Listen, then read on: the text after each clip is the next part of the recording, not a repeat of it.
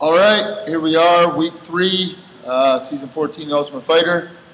As y'all just watched, I was lucky enough to get my wish and get to fight early. Season was pretty crazy. I found out some things I didn't know, obviously, at the time. But just looking back now, it shows that people are already getting a little irritated in the house. Some guys bored, some guys frustrated. Shows people messing with each other. Akira, obviously the main culprit, putting stuff in people's gloves, just mess with people's stuff. People going to training and figuring out they have all kinds of pistachio shells and pool balls and whatever else in their gloves. Nice obviously takes it the hardest. He's not too happy about it.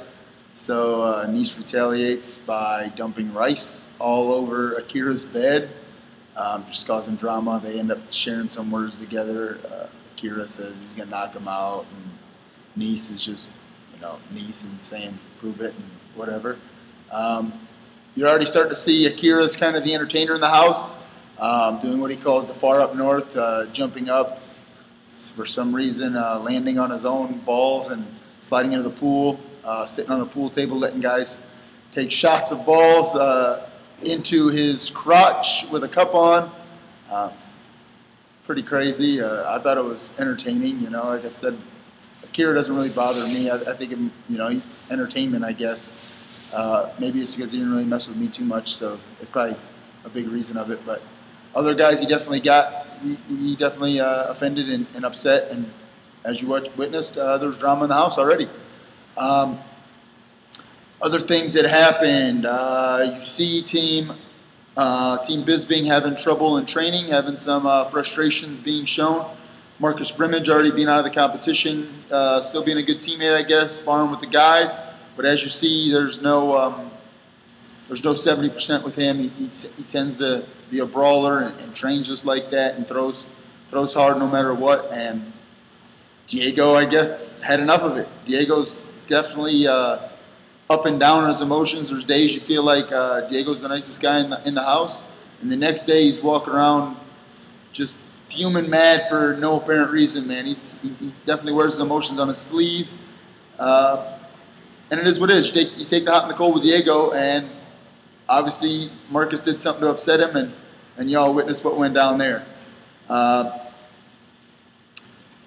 Found out we obviously have a snitch on our team. Dodson is not very liked at this point. You'll definitely see more in upcoming episodes.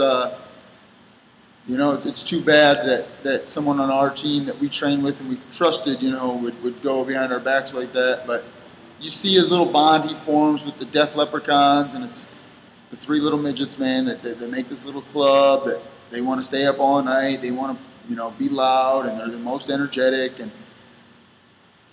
I guess he felt that's where his loyalty lied, and he felt like sharing information with them. Obviously, I knew he shared something when I selected to fight Ferguson, and Ferguson came out with a letter that said, y'all read it, F you Bedford. Got to me a little bit, just fueled the fire. I was going to smash him anyways. You just helped me out. You gave me more of a reason to want to hurt you. Shows me training, having some problems with my hand.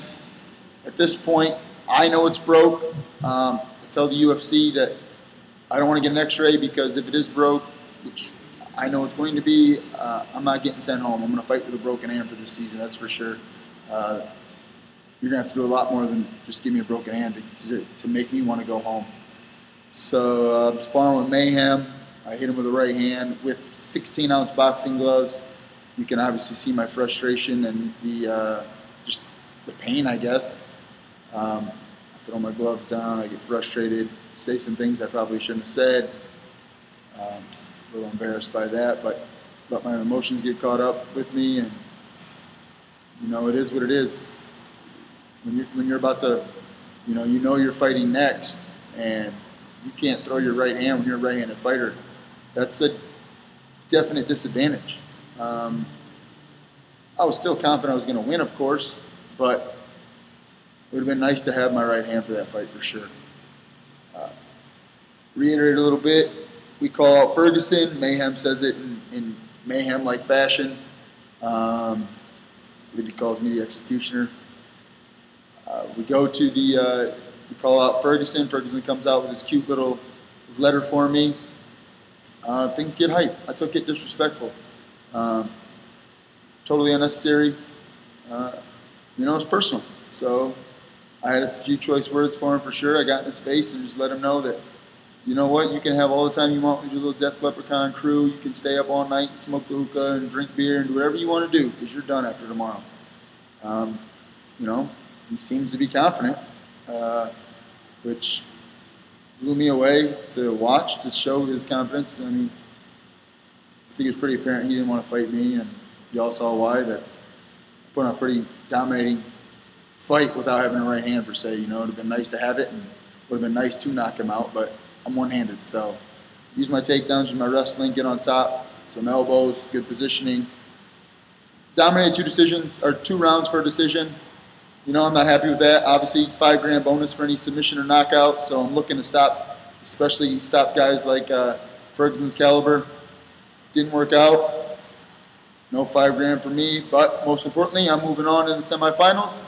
That's what I came for. Just keep winning fights, keep moving on, trying to win this show. So I did what I needed to do.